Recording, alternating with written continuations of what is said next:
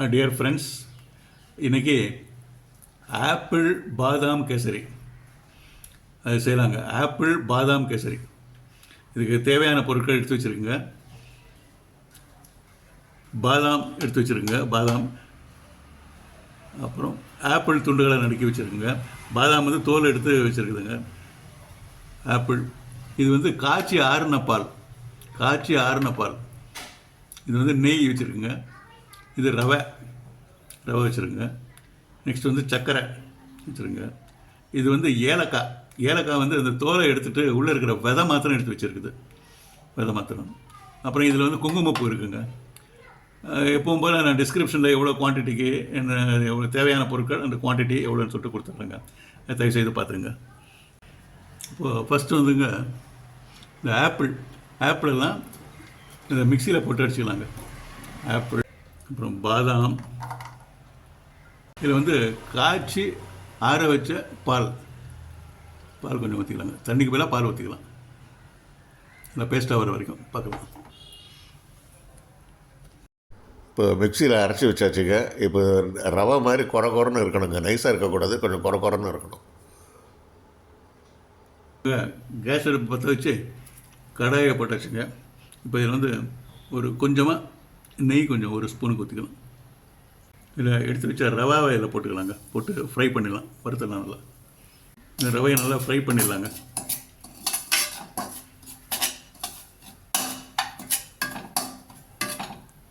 இந்த ரவை வந்து லேசாக கொஞ்சம் பழுப்பு நிறம் வர மாதிரி அது வரைக்கும் கொஞ்சம் ஃப்ரை பண்ணிடலாங்க. ஃப்ரை பண்ணிட்டு எடுத்து வச்சுக்கலாம். இப்போங்க இது வந்து ரவா வந்து 3/4 கப்பு எடுத்துருக்காங்கண்ணா. எப்போவுமே இந்த ரவாவுக்கு வந்து ரவா கேசரி பண்ணுறப்போ அந்த ரவாவுக்கு 3 மடங்கு தண்ணி ஊற்றணுங்க. கொதிக்கிறதுக்கு 3/4, 1, 2, 3/4. இப்போ வந்து சர்க்கரை அதே 3/4 கப்பு அதில் கொட்டியாச்சுங்க. அதாவது 1:1 ரேஷியோ. ரவா வந்து 1 மடங்கு, சர்க்கரை 1 மடங்கு, நெய் 1 மடங்கு. இந்த சர்க்கரை இதில் போட்டாச்சுங்க. போட்டோன்னே சர்க்கரை நல்லா கரைஞ்சி நல்லா கொதி வரட்டுங்க. நல்லா கொதி வரட்டும்.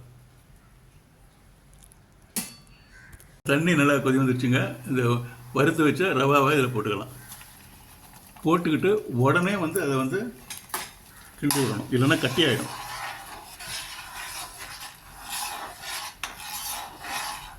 நெய் கொஞ்சம் ஊற்றிக்கலாங்க.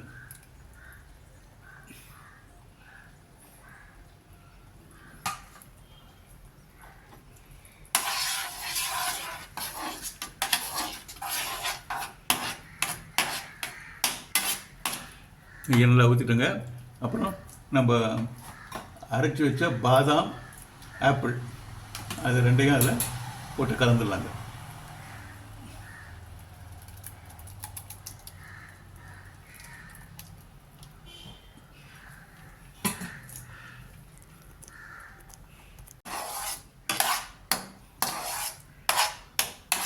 ஒரு கப்பு ரவைக்கு 3 மடங்கு தண்ணி ஊற்றணும். 3 கப்பு தண்ணி ஊற்றணும்.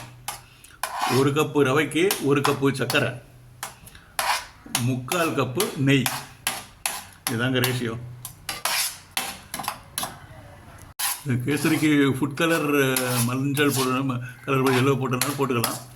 பட்டு இது வந்து இந்த மாதிரி பிரிஞ்சு தனியாக சட்டியில் ஒட்டாமல் வரணுங்க. வானிலையில் ஒட்டாமல் வரணும். இதுதான் பக்குவம். இதில் குங்குமப்பூ சேர்த்துக்கலாங்க. ஒரு 2 சிட்டிகை 3 சிட்டிகை குங்குமப்பூ சேர்த்துக்கலாம்.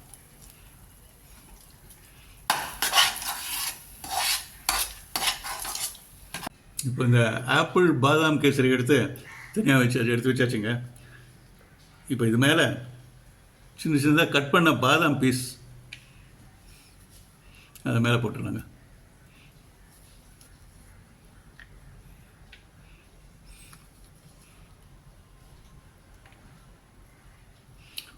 ஓகே, ஆப்பிள் பாதாம் கேசரி ரெடி.